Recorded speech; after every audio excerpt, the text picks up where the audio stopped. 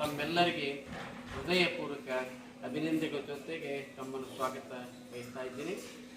ದಿನಾಂಕ 21/12/2024 25ರಂದು ದೇವರ ಇಬ್ಬರಿಗೆಯ ಒಂದು ತಾಲೂಕು ಕೇಂದ್ರದಲ್ಲಿ ವೀರಾಣಿ ಕಿತ್ತೂರು ಚೆನ್ನಮ್ಮ ಹಾಗೂ ಪ್ರತಿಭಾ ಪುರಸ್ಕಾರ, ಇದರ ಜೊತೆಗೆ ಹಿಂದೂಗಳ ಒಂದು ಸಾಂಸ್ಕೃತಿಕ ಸಮಾವೇಶ ಬೃಹತ್ ಪ್ರಮಾಣದಲ್ಲಿ ನಮ್ಮ ದೇವರಿಬ್ಬರಿಗೆಯ ಯುವ ಘಟಕದ ವತಿಯಿಂದ ಬಹಳ ಅದ್ಧೂರಿಯಾಗಿ ಶಿಸ್ತುಬದ್ಧವಾಗಿ ಈ ಕಾರ್ಯಕ್ರಮವನ್ನು ಹಮ್ಮಿಕೊಂಡಿದ್ದಾರೆ.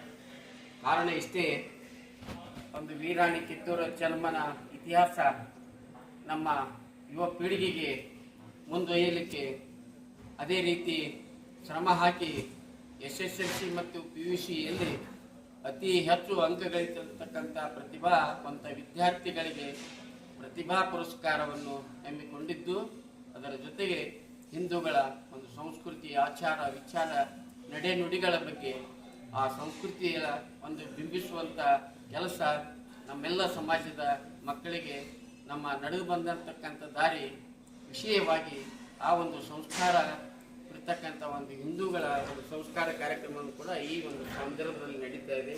ಈ ಒಂದು ಕಾರ್ಯಕ್ರಮಕ್ಕೆ ಈ ನಾಡಿನ ಪೂಜ್ಯರು, ಜಗದ್ಗುರುಗಳು ದಿವ್ಯ ಸಾನ್ನಿಧ್ಯವನ್ನು ವಹಿಸ್ತಾ ಇದ್ದಾರೆ. ಅದೇ ರೀತಿ ನಮ್ಮೂರಿನವರೇ ಆಗಿರ್ತಕ್ಕಂಥ ಆಧ್ಯಾತ್ಮಿಕದ ಅಧ್ಯಯನವಾಗಿ ಅತಿ ಹೆಚ್ಚು ಒಂದು ಹೆಸರನ್ನು ಮಾಡಿರ್ತಕ್ಕಂಥ ಪರಮ ಪೂಜ್ಯ ವಾಮದೇವ ಶಿವಾಚಾರ್ಯರು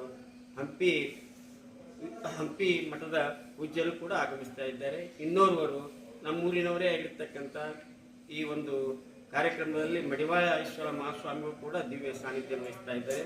ಅದರ ಜೊತೆಗೆ ಅನೇಕ ನಮ್ಮ ರಾಜಕೀಯ ಧುರೀಣರಾಗಿರ್ತಕ್ಕಂಥ ಉದ್ಘಾಟನೆಯನ್ನು ನಗರ ಶಾಸಕರಾಗಿರ್ತಕ್ಕಂಥ ಶ್ರೀ ಬಸವನಗೌಡ ಪಾಟೀಲ್ ಯತ್ನಾಳ್ ಕೂಡ ಉದ್ಘಾಟನೆ ಮಾಡ್ತಾ ಇದ್ದಾರೆ. ಅದೇ ರೀತಿ ಜನಪ್ರಿಯ ಒಂದು ಶಾಸಕರು, ಯುವಕರು, ನಮ್ಮ ನಿಮ್ಮೆಲ್ಲರ ಪ್ರೀತಿಯ ಶಾಸಕರಾಗಿರ್ತಕ್ಕಂಥ ಶ್ರೀ ರಾಜುಗೌಡ ಪಾಟೀಲ್ ಕೂಡ ಅಧ್ಯಕ್ಷ ಸ್ಥಾನ ವಹಿಸ್ತಾ ಇದ್ದಾರೆ. ಅಥವಾ ಸಚಿವರು ಆಗಿರ್ತಕ್ಕಂಥ ಬಿಜಾಪುರ ಜಿಲ್ಲೆಯ ಸಚಿವರು, ಇನ್ನೋರ್ವ ಶಾಸಕರಾಗಿರ್ತಕ್ಕಂಥ ಕ್ರಿಯಾಶೀಲ MLAಗಳಾಗಿರ್ತಕ್ಕಂಥ ಅಶೋಕ್ ಮನಗುಳಿಯವರು, ಹನುಮಂತ್ ನಿರಾಣಿಯವರು, ಇವರೆಲ್ಲರ ಸಮ್ಮುಖದಲ್ಲಿ ಒಂದು ಬೃಹತ್ ಕಾರ್ಯಕ್ರಮವನ್ನು ಅದ್ದೂರಿಯಾಗಿ ಆಚರಣೆ ಮಾಡಲಿಕ್ಕೆ ನಾವೆಲ್ಲರೂ ಸನ್ನದ್ಧರಾಗಿದ್ದೇವೆ.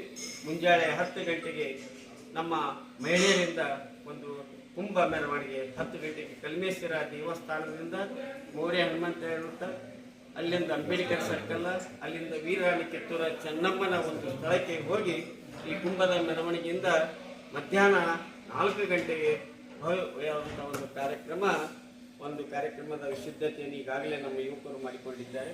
ಕಾರಣ ಬಿಜಾಪುರ ಜಿಲ್ಲೆಯ ಸಮಸ್ತ ನಮ್ಮ ಪಂಚಮಸಾಲಿ ಸಮಾಜ ಬಾಂಧವರು, ಅವರಿವರು ಅನ್ನೋದೇ ಬರೀ ಪಂಚಮಸಾಲಿ ಸಮಾಜದವರು ಅಷ್ಟೇ ಅಲ್ಲ, ಎಲ್ಲ ನಮ್ಮ ಬಿಜಾಪುರ ಜಿಲ್ಲೆಯ ಹಾಗೂ ದೇವರಿಪ್ಪಲಿಗೆಯ ತಾಲೂಕಿನ ಎಲ್ಲ ಹಳ್ಳಿಗಳ ಸಮಾಜ ಬಾಂಧವರಿಗೆ ಒಂದು ಕಳಕಳಿಯ ಒಂದು ವಿನಂತಿ ಏನಪ್ಪಾ ಅಂತಂದ್ರೆ, ಈ ಕಾರ್ಯಕ್ರಮದಲ್ಲಿ ತಾವೆಲ್ಲರೂ ಆಗಮಿಸಿ ಆ ಒಂದು ಕಾರ್ಯಕ್ರಮ ಯಶಸ್ವಿಗೆ ತಾವು ಕೂಡ ಕಾರಣೀಭೂತರಾಗಬೇಕು. ಯಾಕಂದ್ರೆ ಇದು 2025ನೇ ಒಂದು ಕಡೆಯ ಸಮ್ಮೇಳನ. ಈಗಾಗಲೇ 2017ರಲ್ಲಿ ದೇವರಿಪ್ಪಲಿಗೂ ಒಂದು ಸಮ್ಮೇಳನ ಮಾಡಿದ್ದೆವು. ಈಗ ಮತ್ತೆ ಅದೇ ಊರಲ್ಲಿ ಒಂದು ಓಪನ್ ಒಂದು ಮೈದಾನದಲ್ಲಿ ಬೃಹತ್ ಸಮಾವೇಶ ಹಮ್ಮಿಕೊಂಡಿದೆ. ಕಾರಣ ಎಲ್ಲ ಬಂಧುಗಳಲ್ಲಿ, ಎಲ್ಲ ಸಮಾಜದವರಿಗೆ, ಉಳಿದ ಸಮಾಜದವರಿಗೆ ಈ ಒಂದು ಕಾರ್ಯಕ್ರಮಕ್ಕೆ ಜಿಲ್ಲಾ ಘಟಕದ ಪರವಾಗಿ ತಾಲೂಕು ಘಟಕದ ಅಧ್ಯಕ್ಷರು ಇವತ್ತಿಲ್ಲಿ ಆಗಮಿಸಿದ್ದಾರೆ. ನಮ್ಮ ಗುರುರಾಜ್ ಆಕವಾಡ್ ಅವರು ಕೂಡ ನಿರಂತರ ಏನಪ್ಪಾ ಅಂತಂದ್ರೆ ಈ ಕಾರ್ಯಕ್ರಮ ತಮ್ಮ ತೊಡಗಿಸಿಕೊಂಡಿದ್ದಾರೆ. ಅವ್ರ ವತಿಯಿಂದ, ಜಿಲ್ಲಾ ಘಟಕದ ವತಿಯಿಂದ, ಪರಮ ಪೂಜ್ಯರ ವತಿಯಿಂದ ಎಲ್ಲ ನಮ್ಮ ಸಮಾಜದ ರಾಜಕಾರಣಿ ಹಿರಿ ಗುರುವರಿಗೆ ಎಲ್ಲರಿಗೆ ಈ ಒಂದು ಕಾರ್ಯಕ್ರಮಕ್ಕೆ ಆಹ್ವಾನಿಸ್ತಾ ಇದ್ದೀನಿ. ದಯಮಾಡಿ ಬನ್ನಿ, ಕೈ ಜೋಡಿಸಿ ಕಾರ್ಯಕ್ರಮವನ್ನು ಯಶಸ್ವಿಗೊಳಿಸಿ ಅಂತ ಹೇಳಿ ಈ ಮೂಲಕ ತಮ್ಮಲ್ಲಿ ಕೇಳ್ತಾ ಇದ್ದೀನಿ. ದಯಮಾಡಿ ಎಲ್ಲರೂ ಈ ಒಂದು ಕಾರ್ಯಕ್ರಮಕ್ಕೆ ಆಗಮಿಸಬೇಕಾಗಿ ಸಮಾಜ ಬಾಂಧವರಲ್ಲಿ ಕೇಳ್ತೀನಿ. ಇನ್ನು ನಗರದಲ್ಲಿ ಇರ್ತಕ್ಕಂಥ ದೇವರಿಪ್ಪರಿಗ ಸಮಸ್ತ ಎಲ್ಲ ನಗರ ಬಾಂಧವರು ತಾವು ಕೂಡ ಏನಪ್ಪಾ ಅಂತಂದ್ರೆ ಈ ಒಂದು ಕಾರ್ಯಕ್ರಮದಲ್ಲಿ ಭಾಗವಹಿಸಿ ದೇವರಿಪ್ಪರಿ ಹೆಸರನ್ನು ಒಂದು ನವಬತ್ತು ನವಭವಿಷ್ಯತ್ತು ಎಂಬ ಒಂದು ಕಾರ್ಯಕ್ರಮ ಯಶಸ್ವಿಗೊಳಿಸಲಿಕ್ಕೆ ದೇವರಿಪ್ಪರಿಗರು ಕಾರಣರಾಗ್ರಿ ಅಂತ ಹೇಳಿ ನಿಮ್ಮ ಎಲ್ಲರಿಗೆ ಮನವಿ ಮಾಡ್ತೀವಿ. ಎಲ್ಲಿಗೆ ಯಾವಾಗ ಮುಗಿತೈತಿ ಅನ್ನೋದು ನಿಶ್ಚಿತ ಇಲ್ಲ. ಆದ್ರೆ ಹೋರಾಟವನ್ನು ಜೀವಂತವಾಗಿ ಇಡಬೇಕು. ಯಾವಾಗ ನಮಗೆ ಅನುಕೂಲತೆಗಳು ಬರ್ತದೆ ಜೀವಂತವಾಗಿ ಇಡುವ ಸಲುವಾಗಿ ಗುರುಗಳು ಆದೇಶದ ಪ್ರಕಾರ 8ನೇ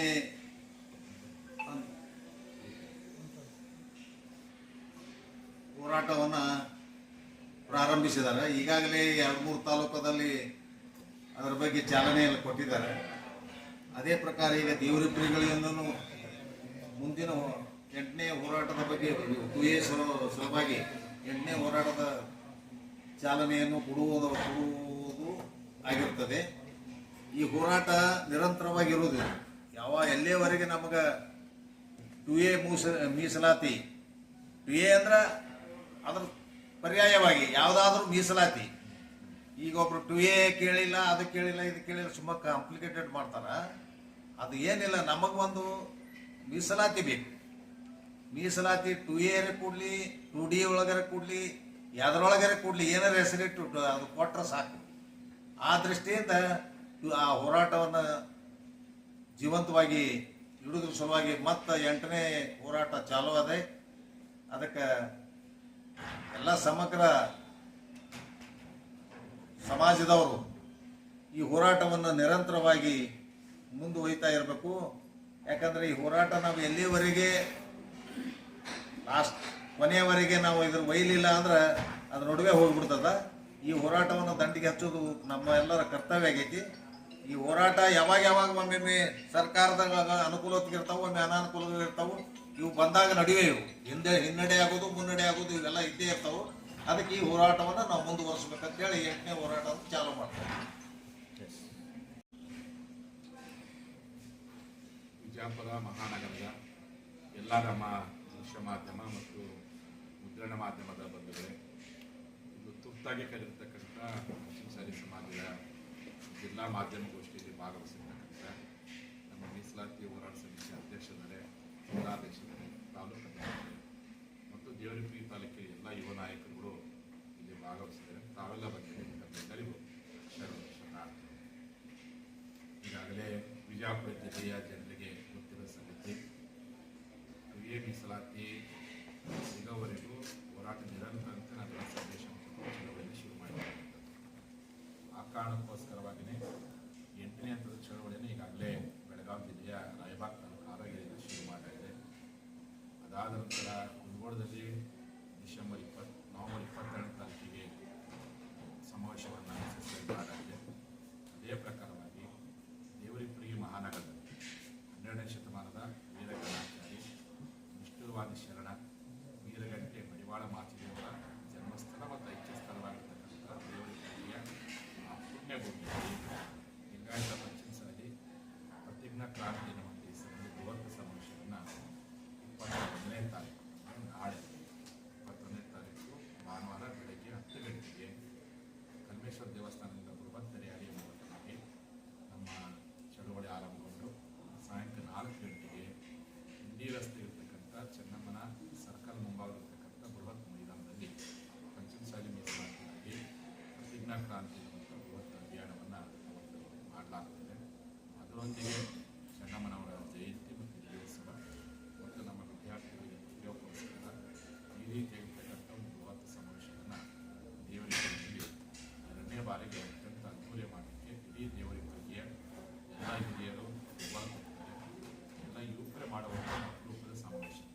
ಅಲ್ಲಿರ್ತಕ್ಕಂಥ ಎಲ್ಲ ಯುವಕರು ಒಗ್ಗಟ್ಟಾಗಿ ಒಂದಾಗಿ ಒಟ್ಟಾರೆ ದೇವರಿಪುರಿ ಮೂಲಕವಾಗಿ ಮತ್ತೆ ನಮ್ಮ ಪಂಚಮಸಾಲಿ ಹೋರಾಟಕ್ಕೆ ಶಕ್ತಿಯನ್ನು ತುಂಬಲಿಕ್ಕೋಸ್ಕರವಾಗಿ ಮತ್ತೆ ನಮ್ಮ ಎಲ್ಲರನ್ನ ಹೋರಾಟ ಕಮ್ಮಿಗೊಳಿಸುವ ದಿನದೊಳಗೆ ನಿರ್ಲಕ್ಷ್ಯ ಮಾಡಿರ್ತಕ್ಕಂಥ ಮಾರಣಾಂತಿಕ ವಿರುದ್ಧ ಹಲ್ಲೆ ಮಾಡಿರ್ತಕ್ಕಂಥ ಸರ್ಕಾರದ ಗಮನವನ್ನು ಸೆಳೆಯಲಿಕ್ಕೋಸ್ಕರವಾಗಿ ಈ ಚಳವಳಿಯನ್ನು ಅತ್ಯಂತ ಅದ್ದೂರಿಯಾಗಿ ಮಾಡಲಿಕ್ಕೆ ದೇವರಿಪುರಿಗೆ ಮಹಾನಗರ ಸಿದ್ಧತೆಗೊಂಡಿದೆ. ಬೇರೆ ನಾನು ಸಹ 2-3 ದಿನಗಳಿಂದ ಎಲ್ಲ ಗ್ರಾಮಗಳಿಗೆ ಭೇಟಿ ಕೊಟ್ಟು ಸಭೆಗಳು ಮಾಡಿದಾಗ ಎಲ್ಲರ ಉತ್ಸಾಹ ಹೆಚ್ಚಾಗಿದೆ.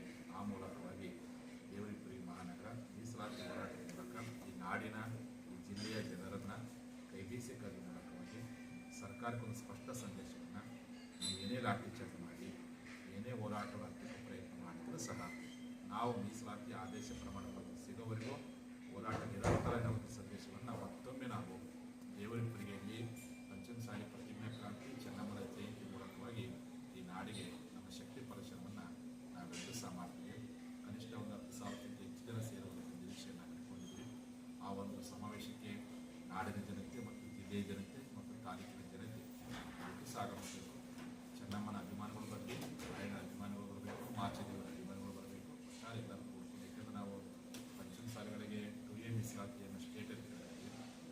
ಲಿಂಗಾಯತ ಒಳಪಂಗಡಗಳು ಕೇಂದ್ರ OBC ಹಾಗೆ ನಮ್ಮ ಸಮುದಾಯ ಮೀಸಲಾತಿ ಬೇಕು ಅನ್ನುವಂಥ ಅನೇಕ ಒಳಪಂಗಡಗಳು ಮತ್ತು ಅನೇಕ ಲಿಂಗಾಯತ ಒಳಪಂಗಡಗಳು ಆ ಒಂದು ರ್ಯಾಲಿಗೆ ಆಗಮಿಸಿದ್ದು ಈ ಒಂದು ದೇವರಿಪುರಿ ತಾಲೂಕಿನ ಪರವಾಗಿ ಜಿಲ್ಲಾಘಟಕದ ಪರವಾಗಿ ಸ್ನೇಹಿತರ ವತಿಯಿಂದ ನಾಡಿನ ಸಮಸ್ತ ಜನರಿಗೆ ಈ ಒಂದು ಮಾಧ್ಯಮದ ನಾನು ಮಾತನಾಡುತ್ತೇನೆ. ಎಲ್ಲರಿಗೂ ಶಾಸಕರ ಮುಂದೆ ಸರ್ಕಾರಕ್ಕೆ ಮುಖ್ಯ ಉದ್ದೇಶವಾಗಿ ಆ ಶಾಸಕರನ್ನ ಉದ್ದೇಶದಿಂದ ಮೀಸಲಾತಿ ಹೋರಾಟಕ್ಕೆ ನಮ್ಮ ಶಾಸಕರಿಗೆ ಶಾಸಕರ ಬೆಂಬಲ ಬೇಕಾಗಿದ್ದಾರೆ.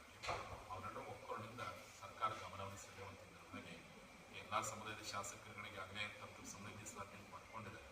ಹಾಗಾಗಿ ನಮ್ಮ ಸಮುದಾಯದ ಶಾಸಕರು ಆ ಬಗ್ಗೆ ಧ್ವನಿ ಎತ್ತಿ ಅವರ ಬೆಂಬಲ ಜನರಲ್ಲಿ ಎನ್ನುವ ಉದ್ದೇಶಕ್ಕೆ ಸಮುದಾಯದ ಶಾಸಕರು ಅವರು ಚಳವಳಿಗೆ ಕರೆದಿದ್ದಾರೆ. ಈಗ ಆ ಮೂಲ ಉದ್ದೇಶನೇ ಹಿರಿಯ ಮೀಸಲಾತಿ ಬಗ್ಗೆ ನಮಗೆ ಸೇರ್ಪಡೆಗೊಳಿಸಬೇಕು. ಕರ್ನಾಟಕ ಸರ್ಕಾರ ಏನು ಮಾಡಿತು, ಹಿರಿಯ ಮೀಸಲಾತಿ ಒಳಗಿರ್ತಕ್ಕಂಥ ಅನೇಕ ಸಮುದಾಯಗಳಿಗೆ ನಮ್ಮ ಮೀಸಲಾತಿಯಿಂದ ತೊಂದರೆ ಆಗಬಾರ್ದು ಅನ್ನೋ ತಪ್ಪು ಕಲ್ಪನೆ ಹೋಗಿದ್ದಾರೆ ದೊಡ್ಡ ಸಮಾಜ. ಅದಕ್ಕೆ ಏನು ಮಾಡಿದ ಸರ್ಕಾರ, ಆ ಹಿರಿಯ ಮೀಸಲಾತಿ ಸೇರಿದ್ರೆ ಏನೇನು ಉದ್ಯೋಗ ಶಿಕ್ಷಣ ಏನು ಅನುಕೂಲ ಗೊತ್ತಾಗ್ತೋ ಅದಕ್ಕೆ ಸರಿಸಮಾನವಾಗಿರ್ತಕ್ಕಂಥ ಮತ್ತೊಂದು ಹೆಸರಿದೆ, ಮತ್ತೊಂದು ಪ್ರಬಂಧವನ್ನು ಸೃಷ್ಟಿ ನಮಗೆ ಕೊಟ್ಟು ಎಲ್ಲ ಒಂದೇ ಅದಾಗಿರೋ ಬೆನಿಫಿಟ್ ಅಷ್ಟೇ ಇದೆ ಬೆನಿಫಿಟ್ ಆಗಿದೆ. ಆದರೆ ನಮ್ಮ ದೊಡ್ಡ ಸಮಾಜ ಬರೋದ್ರಿಂದ ತೊಂದರೆ ತಪ್ಪು ಮಾಹಿತಿ ಮೂಡಿದೆ ಅನೇಕ ಸಮುದಾಯಗಳಿಗೆ. ಆ ತಪ್ಪು ಮಾಹಿತಿ ಮೂಡಿ ಸಮುದಾಯಗಳ ನಡುವೆ ಯಾವುದೇ ಮನಸ್ತಾಪ ಆಗಬಾರದು ಕಾಣುತ್ತೆ. ಆ ಕ್ರಿಯೆ ಒಳಗೆ ನಮ್ಮ ಸಮಾಜ ಸಿಗಬೇಕಾದ ಸೌಲಭ್ಯ ಇತ್ತು, ಅದಕ್ಕೆ ಸರಿಸಮಾನ ಈಗ ಮೊನ್ನೆ ಒಳ ಮೀಸಲಾತಿ ಕೊಟ್ಟು ಎಲ್ಲ ಒಂದೇ ಇದೆ. ಅವ್ರು ಏನು ಮಾಡಿದ್ರೆ A ಮತ್ತು B ಅಂತ ಹೇಳಿ ಗ್ರೂಪ್ ಮಾಡಿದೆ ಸರ್ಕಾರ. ಇದು A ಕ್ಯಾಟಗರಿ ಒಳಗೆ ಕೆಲವು ಸಮುದಾಯಗಳು ಸೇರಿಸಿದ್ರು, B ಕೆಳಗೆ ಕೆಲಸ ಅಂದರೆ ಉದ್ದೇಶ ಮಾತ್ರ ಒಂದೇ, ಸ್ವಲ್ಪ ಒಂದೇ. ಹಾಗಾಗಿ ಕೊನೆಯ ಪಕ್ಷ ಹಿಂದಿನ ಸರ್ಕಾರ ಕೊಟ್ಟಂಥ ಕೂಡಿ ಮೀಸಲಾತಿ ಅದನ್ನಾರು ಕೊಟ್ಟರೆ 7%. ಎಷ್ಟೋ ನಮ್ಮ ಮಕ್ಕಳು ಒಳ್ಳೇದಾಗುತ್ತೆ ಅನ್ನೋ ಉದ್ದೇಶ. ನಿಮಗೆ ಆ ಕೂಡಿ ಮೀಸಲಾತಿ ಕೊಡಲಿಕ್ಕೆ ಏನಾದರೂ ನಿಮಗೆ ಸಮಯ ಬೇಕಾಗುತ್ತೆ, ನಿಮಗೇನಾದರೂ ಕಾನೂನಾತ್ಮಕವಾಗಿರ್ತಕ್ಕಂಥ ಕೆಲಸಗಳು ಬೇಕಾಗುತ್ತೆ, ಕೊನೆಯ ಪಕ್ಷ ಎಲ್ಲ ಲಿಂಗಾಯತ OBC ಶಿಫಾರಸು ಮಾಡಿ.